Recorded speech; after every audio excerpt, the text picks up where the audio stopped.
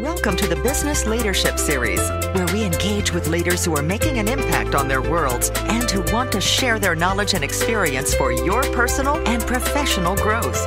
The following interview is designed to inspire you to become the best leader you can be. Your host, Derek Champagne, is the founder and CEO of The Artist Evolution, a full-service agency building successful brands, marketing tools, and campaigns, and also the author of the best-selling book, Don't Buy a Duck. And now, let's begin today's Leadership Series interview. Welcome to the Business Leadership Series, where our goal is to inspire you to become the best leader that you can be. Our guest today, James Smith. He is with James Furniture, co-founder. James, welcome to the program. Hey, thanks so much for having me. It's a pleasure to be here. We were talking a minute ago how we have guests from all over the country, but we've got some amazing entrepreneurs and leaders right here in Northwest Arkansas that are not really overlooked, but that we want to spotlight more. So I want to talk to you today. You've got a really cool story. Tell me, kind of start at the beginning for me of your entrepreneurial journey.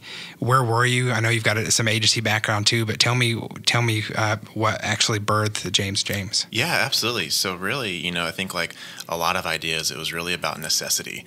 Back 5 years ago in September of 2011, I didn't have a job and was kind of in between jobs looking to try to figure out what my next move was, but needed a way to pay rent and to, buy food, things like that. Yeah. I was renting a house just north of here in a town called Rogers with two other buddies of mine, and we had a garage. So around that time, before that, I was in digital marketing, working with social media campaigns, websites, mobile apps like that for brands. And so I was always interested in what websites are out there and what could be used for marketing. Right. And around that time, Pinterest had really come to popularity. Everything was about Pinterest. Right. And so I was like, I'm gonna check this out, see what it's about, see how it could be used potentially for digital marketing. So I started looking at Pinterest. And as I was browsing around the site, I noticed that a lot of the furniture and home things that were being pinned by primarily women were very like simplistic, rustic kind of designs, and those were hard to find in furniture stores. Most of the stuff in furniture store is like a spray lacquer, and it's very very finished. Right. So I started noticing that, and I thought to myself, I could probably build a simple coffee table in this kind of style, and then maybe sell that one and make a little money, and just do that until I figured out what to do next. So I went to Lowe's, bought some wood, bought a little skill saw, and got in the garage and started making a simple rustic farmhouse table. I got about halfway through making it, and it got to the point where I needed to cut the legs, and the legs for it were a 4x4. And what I didn't realize was that the skill saw that I got wasn't big enough to cut all the way through the 4x4. So I had to cut it halfway, turn it 180, cut it again. And it's the leg, so it's got to be straight. It's got to be. I didn't have sawhorses, anything, and I was trying to make this work. And I just thought to myself, this is the stupidest idea you have ever had. You just blew money on the saw on the wood, and you're never. But luckily, I was pretty stubborn. I said, no, I'm gonna finish this coffee table. So it took me a long time. Got it finished. Listed it on Craigslist, and from there, I had some people email me, and they're like, "Hey, I really like your style." And I just thought that was funny because I didn't have a style. I was just, You're just trying to complete the project. Just trying to build something that I can make a little money with. That's great.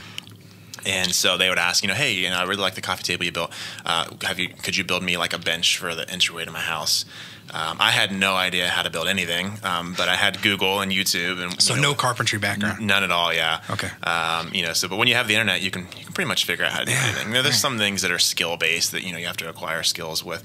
Anyways, so the answer, when everybody would email me and ask me, can you do this? The answer was always, yeah, because I needed the money, and then I would stay up as late as I needed to figure out how the heck to build it. Okay. And just so from there, just slowly, people would ask, can you do this? Can you do that? I'd post them on Facebook, and then after a couple weeks of doing that, a buddy of mine from college, also named James, reached out to me on Twitter and said, hey, I love what you're doing, building stuff. You mind if I come and build with you? Cool. And I was like, yeah, sure, come on. So we just started splitting the cost of the wood and the cost of what we'd sell it for. And that's really where it kind of grew from. Wow. So when did you realize we're onto something bigger here? This is more than just paying our way through college, or more than just a means to an end short term. What was that moment like? Yeah, I think it was, a couple months after that, maybe January, February of that next year, where we were getting a steady stream of orders coming in, and we were having to, pay friends to help us out on Saturdays and come in for a couple hours, and we were working pretty much every evening. that we kind of thought, maybe we're onto something. Maybe this could be something, bigger than just us building in the garage. And so from there, we reached out to Moxiox, which is a local print and design shop, and they helped us come up with the name James and James and the logo and the look. And we also noticed that originally when we started, we thought people were buying from us because we were kind of cheaper than buying it from a national brand. But as we started delivering to homes, we realized we were delivering to $1 million home after $1 million home. Sure. We're like, perhaps the reason that they're buying from us isn't the price. It's because they have a hard time finding the right size table, the right stain color, the right whatever it is.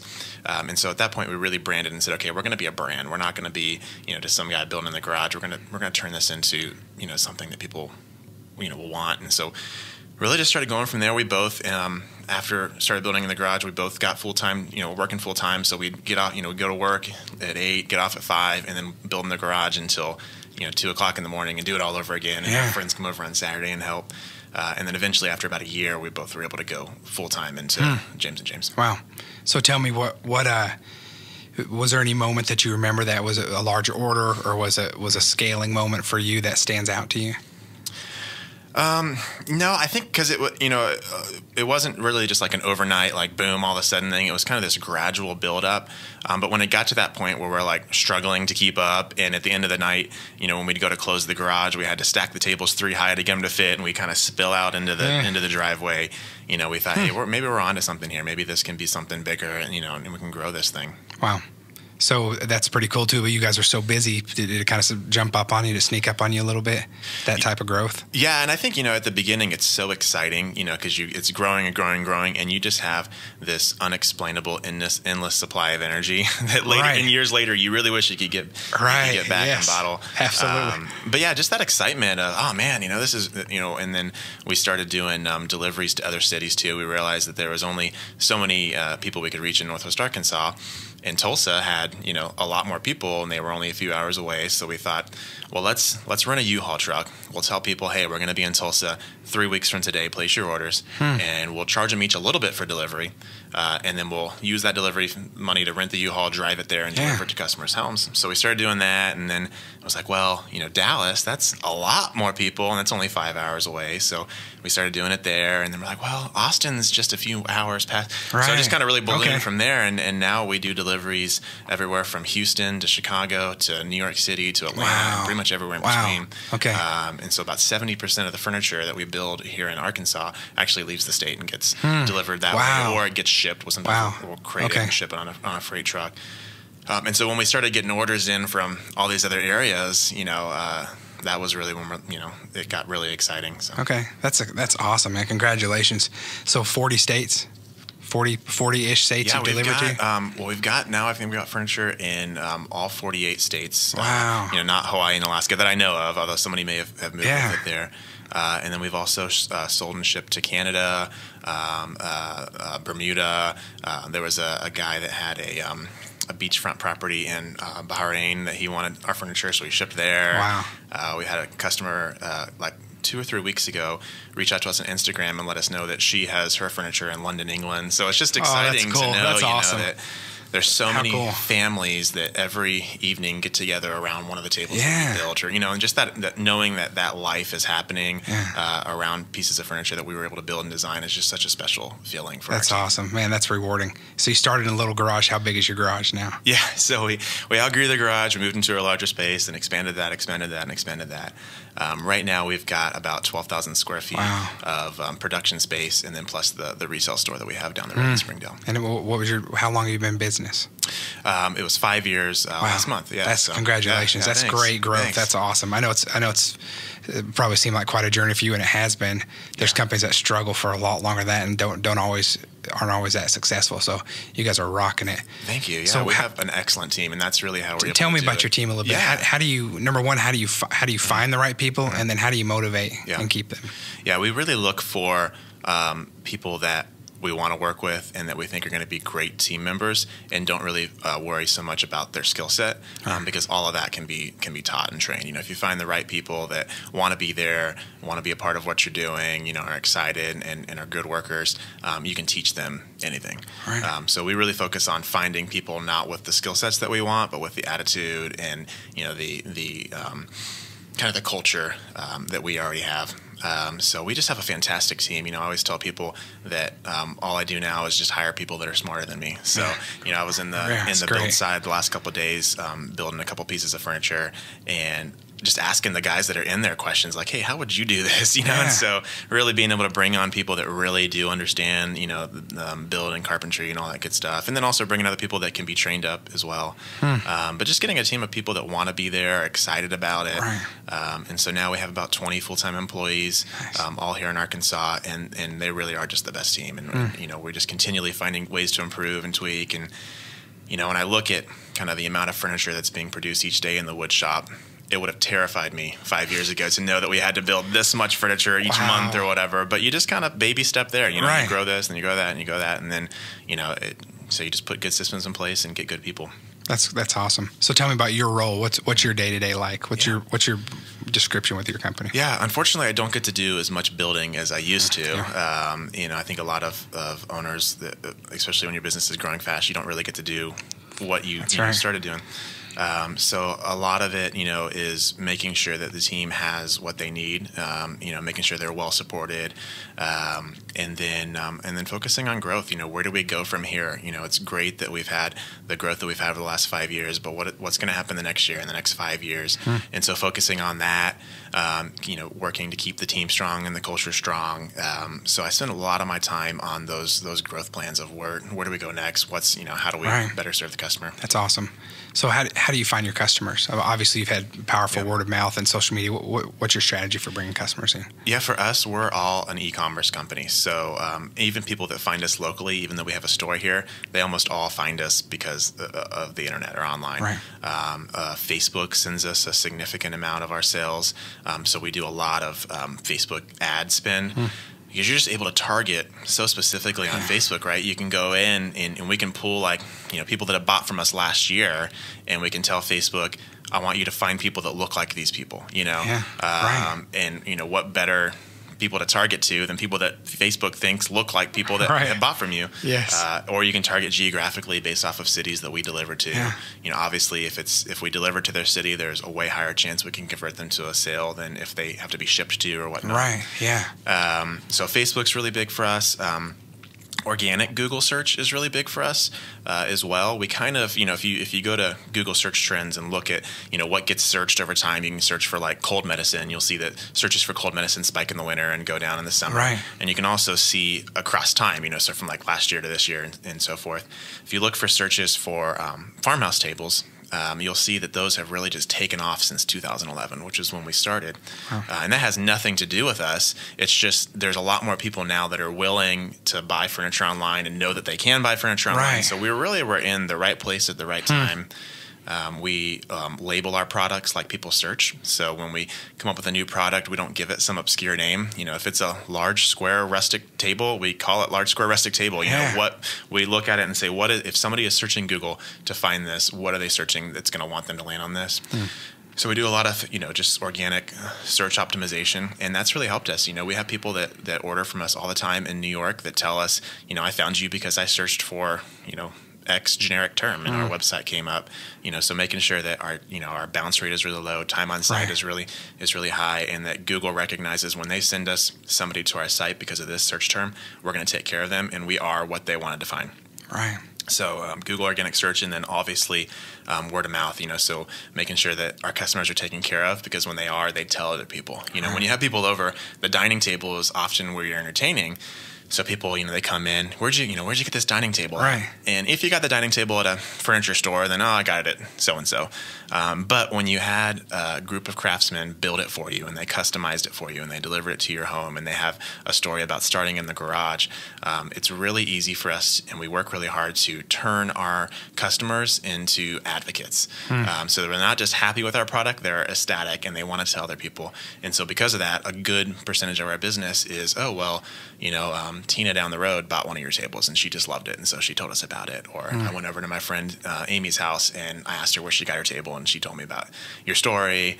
Yeah. Or it's a repeat business. We've been really trying to diversify our product offerings. So somebody will come in and they may start with a small product. They may buy a coffee table, and then when that experience goes really well, they come back to us to buy their dining table, and then they come back and buy their kitchen table, and then, and so just taking care of people has been That's huge. great. So those are our three biggest things, but all online. Everybody finds us online. Yeah. They, Facebook for us is a really big validator, whereas we're asking somebody in, let's say Atlanta, to give us a couple, $1,000, $2,000 for a dining table set that they've never seen from a company that they've never actually walked into our, location. Right.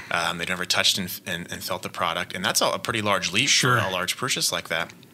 But when you've got, hundreds of reviews on Facebook and hundreds, and really good ratings on Houzz and on Google and stuff, it's easier for people to have that confidence level. Gives them that social proof. Yeah, because you can't fake that. People know if anybody can throw up a website and throw up pretty pictures on it. But if you've got 50,000 people that follow you on Facebook and and a 4.6 rating out of 5. It's really easy for them to feel confident enough to say, okay, these guys are legit, and they are going to actually show up a month from now with my furniture. Yeah. That's awesome. So for customer service, is there anything that stands out that makes you guys unique, that you focus on, that makes you different, that ensures the delivery of the experience that you want to create? Yeah, I think the biggest thing for us for customer service and customer experience starts with expectation setting. If you set expectations properly to begin with, then you're going to have way less problems. So making sure people understand what our product is and what our product isn't, and what people like about our products. I think that's really important because our product is only right for a certain set of the population. Other people want different things, and so making sure that we're properly communicating what our product is and what it isn't. So, and that right there is the biggest thing, is setting expectations. And anytime we have a miss in expectation, when a customer is not satisfied with something, we're always reviewing and saying, could we have communicated something better earlier on to avoid this situation?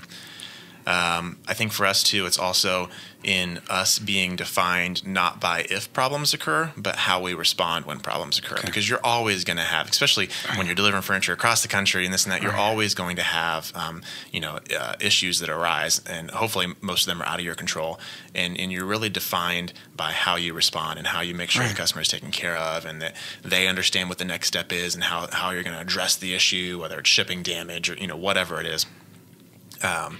And I think too, building a relationship with customers, so that when something does go wrong, they know who to call, and they know that person's going to take care of them. Instead of just calling the company and random and trying to get somebody on the phone to talk to, they're talking to a decision maker and somebody that has helped them from the first time they called our company to selecting the size and the color and all that stuff, and explain them how everything works. They know who to reach out to if something goes wrong. That's great. So what does success look like for you? For us, it's I tell the team every day, it's all about creating opportunities for us. From starting the company the very first day to creating, work for me, so I had money for rent and food.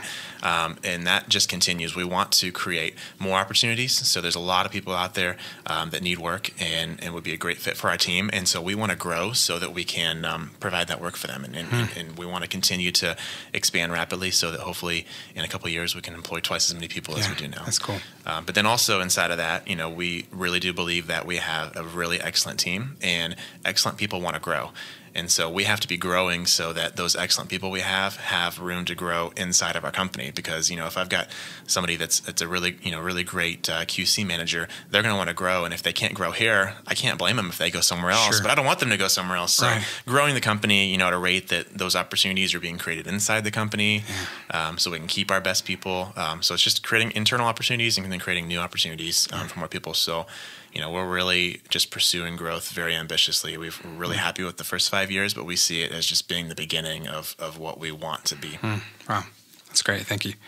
How do you stay motivated and focused with all the demands of your position? It's tricky. It really is. And it's definitely, after 5 years of doing this, you do have those moments where you feel burnt, and burnt out and just tired.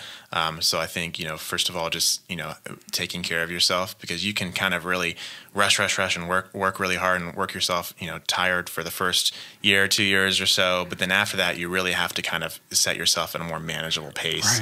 Right. I think also just is keeping things exciting. So I view, as I'm looking at growth opportunities, I view each of those growth opportunities as a little business of its own inside of the business. Because sometimes it's hard. A lot of people the entrepreneurs that start businesses, they're excited about that entrepreneurial thing. And when it gets to the size where you're trying to manage people calling in sick and this and that, and just all the mundane things of running a business, that's not what entrepreneurs want to do, and so, but you have to do that. It's part of the job. So figuring out how to build a team that can handle a lot of those things, but then also have entrepreneurial pursuits inside of the business, I think is the best way to describe it. So there's still those things that are excited and growing and maturing, but they're a part of the larger turning machine. That's awesome. Thanks for sharing that. So what about finding balance in life? What do you do, or what do you recommend for finding a time to take a break without affecting the business, but also making you refresh and revitalize? I think it's just realizing that, I think a lot of entrepreneurs need to realize that they're not that important. If they really have systems set up and a really good team in place, we like to lie to ourselves and be like, well, if I left, everything would just go horribly wrong. And we use that as an excuse to not take care of ourselves and take the proper time. But in reality, everything will be just fine. If you have if you have good organization, good systems in place, and good people, you can take those breaks. And I think it's great to take those breaks, because sometimes you feel trapped and I got to be here or things aren't going to go well. And then to say, the next 2 weeks, I'm turning my phone off and I'm going on vacation and spending time with my family, and to come back from that and say, oh, everything's running fine. You guys didn't, you didn't need me or whatever. Is really good. And it forces you also to set up those systems. We really view our business as we want to set it up so that we could clone it and franchise it and it would run just fine. We have no intent of ever doing that. But if we can do that, then it shows that our systems don't rely on, secret knowledge. They rely on actual systems and you do this, you pull this report or whatever, and so just having things set up so that you don't have to worry about things there, but really just not believing that lie that if you're not there, things aren't going to be. That's great. Because they're not. They're going to be fine, and you got to take care of yourself, or you're not going to be effective. So great.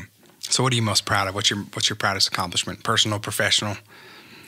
Well, probably my 11-month-old daughter, Amelia. Oh, congratulations. Yeah, thanks. That's awesome. It's just been a joy. She's sleeping a little bit? A little bit, yeah. And she's walking and smiling, and she's just a joy. And it's fun too. I started dating my wife about the time that we started the company, and so our whole dating relationship was her coming in Saturday and helping me paint things and stuff. And cool. So it's been fun to kind of to do that, and then get married and all that good stuff. But that, and I think just the team that we've built, and just hearing feedback from people. Like sometimes I'll be in a X place and people won't know that that I own James and James or whatever, and I'll hear people talk about James and James, and that nothing is more exciting than I was on a delivery a couple years ago, and every now and then I'll go and do some deliveries, and they didn't know who I was, we were carrying the table out of the delivery truck into the customer's home, and the neighbor comes out and she's like, "You didn't tell me you were getting a James and James table." And that was just so awesome to know that we've built this brand that goes above and beyond us. So these people that they recognize that we want to build beautiful things and sturdy things and strong things, and having it be where people want a James and James table, and so that was just a really good moment of how do we continue to build this brand into something that's valuable and that is sought after. That's awesome. That's really cool. Thanks for sharing. Yeah. And congratulations again on your daughter. That's exciting. I got a little girl of my own, and they grab your heart pretty quickly. Oh yeah. It's awesome. Yeah. So for those out there listening who might have that entrepreneurial itch and are hearing your story, it doesn't mean that everyone is going to be successful to the level of what you're doing of having an idea, and it was kind of birthed out of necessity to make money. But what advice do you have for someone that's been considering or has something they're tinkering with or toying with? What would you tell them?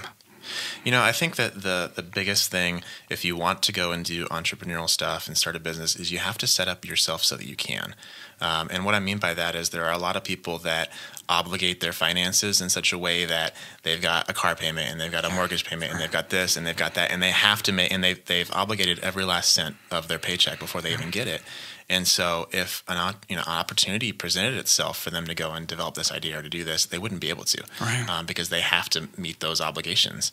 And so I think if you want to be able to do entrepreneurial stuff, you have to set yourself up to be flexible. You really need to get 3 to 6 months of living expenses saved up, and really just reduce the obligations that you have. Can you drive a used car instead of a new car so you don't have a car payment? And that's really the biggest thing, because I think there's a lot of people that want to do entrepreneurial pursuits, but they just can't because they have, bound themselves in with obligations. And so, even now that the company has grown, we don't have car payments. We don't have, and just because we want the flexibility that when opportunities come up to be able to seize them and to do something instead of just having to go out and get a job. And so I always tell people, set yourself up for those opportunities. Have that money so that if an opportunity comes open, you can invest in this or that. And that's really the biggest piece of advice. And I'd say once you do get started, you're going to have a lot of people that want to jump on board, and they'll offer you advice and, money and this and that. And if you've got a good idea that you really believe in, just maintain ownership of that. The equity that you're going to get for X is a good deal for them, or they wouldn't offer to do it. Sure. And so there are certainly some ideas and things that, take a lot more money to start up than certainly our company did. And sometimes, it's unavoidable to need to bring in, finances and stuff. But if you can, in most ideas, I think you can do without that, and just maintain ownership. And then, you be the one making the decision, and you can make decisions that are best for your customers and not best for your shareholders. So. Yeah, that's great. It sets you up for success. Yeah, absolutely. And a bigger reward later on too. Yeah. So especially when you're putting all that sweat equity in. Yeah, early absolutely. on. Yeah. And, and I've heard horror stories of people that don't own, a whole lot of the business, and then other people come in and bring in more investments and their share gets diluted, and it's just, so. Right. Yeah, that's awesome. Hey, anything else you want to share with our listeners today?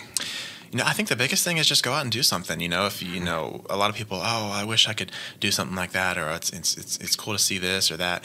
But the first step is just doing something, and you're going to do a lot of things that fail before you get one that succeeds. If you talk to any entrepreneur, it's not like, I was sitting there and I had one good idea, and I tried that one idea, and I built this, this business off of it. They don't talk about well, I also tried to do this and that didn't really work, and I tried to do this and nobody really wanted that. So just do something, free yourself up, try something, don't put in more than you're able to or willing to lose. Just do something, and you'll learn from that, and you'll do something else, and hopefully eventually you'll get something that will stick. So yeah, that's awesome. Thanks for sharing that. So how can we learn more about you and your furniture? Yeah, absolutely. So our website is carpenterjames.com. Cool. You can jump on there, browse our products.